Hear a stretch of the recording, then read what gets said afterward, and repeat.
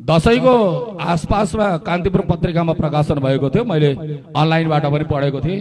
नेपालीहरूले प्रत्येक वर्ष 5 अरब रुपियाँको मासु खाँदा रहेछन् कि नेपालीहरूले प्रत्येक वर्ष 5 अरब रुपियाँको मासु खाँदा रहेछन्। मलाई दुःख लाग्यो, 5 अरब रुपियाँको जुन देशमा मासु खान्छन् होला त्यो देशका मान्छे धनी होलान्? कहिले हुँदैन। यही हो ताल। जहिले पनि विदेशमा गयो, आफ्नो जात फाल्यो, आफ्नो संस्कार फाल्यो, गयो अर्काको जुठो भाँडा माझ्यो, ओए गर भन्यो, कुन बेला लास फर्किन्छ एयरपोर्टबाट थाहा छैन, त्यस्ता ठाउँमा गएर काम गरेर आयो। अनि त्यसै त्यहाँबाट ल्याएको पैसा के त भनेदेखि अनि बोकाएर राँगा खाँदै सिद्ध्या, अनि पैसा चाहिँ विदेशी पठायो। यही हो धर्म। हाम्रा प्रत्येक पसिनाका थोपाले राष्ट्रलाई निर्माण गर्नुपर्दछ। हाम्रा प्रत्येक पसिनाको थोपाले राष्ट्रलाई निर्माण गर्नुपर्दछ, त्यो हाम्रो धर्म हो। तर त्यसमा पनि 5 अरब रुपियाँमा पनि फेरि नेपालको उत्पादन र नेपालमा खपत भएको पनि लौ मरि जाओस् भन्नु। 15% मात्रै मासु उत्पादन नेपालमा, अरू बाँकी 85% चीन र भारतबाट आयात हुन्छ। 85% खर्च जति 85% मांसाहार जो नेपालीहरू गर्दछन् यता चीनतिर जान्छ, उता भारततिर जान्छ।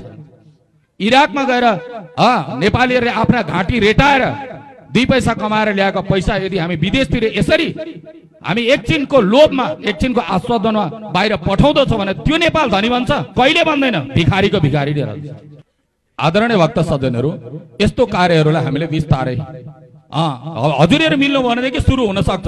अन्त्येष्टि कर्ममा यो भोज भतेर होइन, गरिब गुरुवा दिन दुखीको लागि तपाईँ बरु त्यसको लागि बजेट छुट्याएर राख्नुहोस्। अब हाम्रो हिन्दू धर्ममा चौतर्फी आक्रमण भएको छ। यति मात्र नभएर हिन्दूहरूको देवता, हिन्दूहरूको धर्म ग्रन्थले पनि हामीलाई नै पूजा गर भनेर भनेको छ भनेर गलत प्रचारहरू नेटमा टन्न र पत्र पत्रिकामा टन्न प्रचार गरेर हाम्रा नेपालीहरूलाई धर्मान्तरण गरेर राष्ट्रियतालाई विनाशतिर अग्रसरता गराइरहेका छन्। हो त्यसको संरक्षणको लागि बरु रकम छुट्याएर राख्नुहोस्, त्यसलाई भविष्यमा काम आउँछ र हिन्दुत्वको संरक्षण हुनको लागि योगदान पुर्याउँदछ। भक्तवत्सल भगवान की अस्तु। अनि यसै गरेर धर्म परिवर्तनको अर्को एउटा मुख्य कारण छ। त्यो अर्को मुख्य कारण भनेको के त भने बलि प्रथा। यो मन्दिरमा लगेर पशुहरूको बलि गर्नु यो सबभन्दा गलत हो। तपाईहरुलाई यदि खानै मन छ भने घर गर्नुस्, देवी देवताको नाममा नगर्नुस्। यदि तपाईहरुलाई खान मन छ भने तपाईले गरेको पापको दण्ड त तपाईले भोग्नुहुन्छ नै। त्यसमा मलाई केही भन्नु छैन। मान्छे पाप र धर्म गर्नमा स्वतन्त्र छ, हामीले केही भन्दैनौँ, उसको विवेकको मान्छे हो। तर याद गर्नुहोस्, कुनै देवी र देवताको नाम, बाहुन क्षेत्रीहरू पनि कमका बिग्रेका छन् र गोठ पूजाको नाममा गएर कति पशुहरू, गोठ पूजा र दियालीको नाममा हजारौं पशुहरूको बलि दिन्छन्। यस्तासँग के पाठ सिक्ने? त्यो देवताहरूको पूजा गरेको नयाँ कसाई खाना खोलेको थाहा हुँदैन। त्यसकारणले गर्दा यस्ता बलि प्रथाहरू बन्द गरिनु पर्दछ। यदि रगत खाएर देवता प्रसन्न हुन्छन् भने त्यो देवता होइन, त्यो राक्षस हो। यस्ता राक्षसको हामी राक्षस संस्कारलाई हामी स्वीकार गर्न सक्दैनौँ। यसको बहिष्कार हामी तपाईहरुले नै गर्नुपर्दछ। अनि रहेको कुरो मैले त भन्ने गरेको छु, यदि रगत चढाएर तिम्रा देवता प्रसन्न हुन्छन् भनेदेखि अरूको रगत नचढाऊ, मान्छेकै रगत चढाऊ है। अरूको रगत नचढाऊ, मान्छेकै रगत चढाऊ। यसको मतलब यो होइन कि आफ्नै छोरालाई लगेर काट्देऊ भने चाहिँ होइन, ठाडो भाषा भन्नुपर्दा।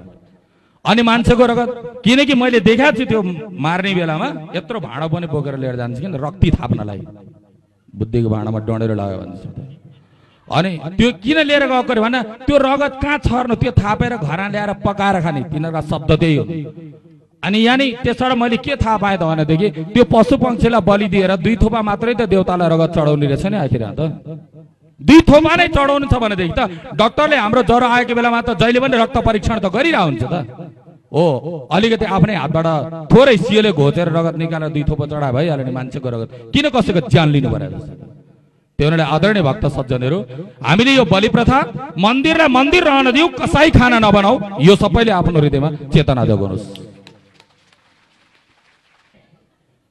यदि भागवत सुनेर पनि तपाईहरुको हृदयमा शुद्धता आएन भने के गरेर सुनाउनु? बन्द गरे भइहाल्यो नि, बेकारको नाटक। त्यो होइन नि, आध्यात्मिक चेतना पनि जागृत होस् र भौतिक निर्माण पनि होस्। र हामीले बनाइकन तयारी राखेको मन्दिरमा यसरी बलि चढाउनु कदाचित जायज होइन। यो कुराको चाहिँ हामीले बहिष्कार गर्नुपर्दछ। बरु पशु पक्षीको बलिको ठाउँमा लगेर 1 किलो लड्डु चढाउनुहोस्। देवीले के पनि भन्दिनन्, देवीले केही भन्दिनन्। कसैले त्यो खान मन भएर मात्रै ज्यान लिएको, देवीले मागेर होइन। नभएदेखि भन्नुहोस् कुन चाहिँ देवीले तपाईँलाई सपनामा आएर मलाई कुखुरा चढाइ भन्नुभयो?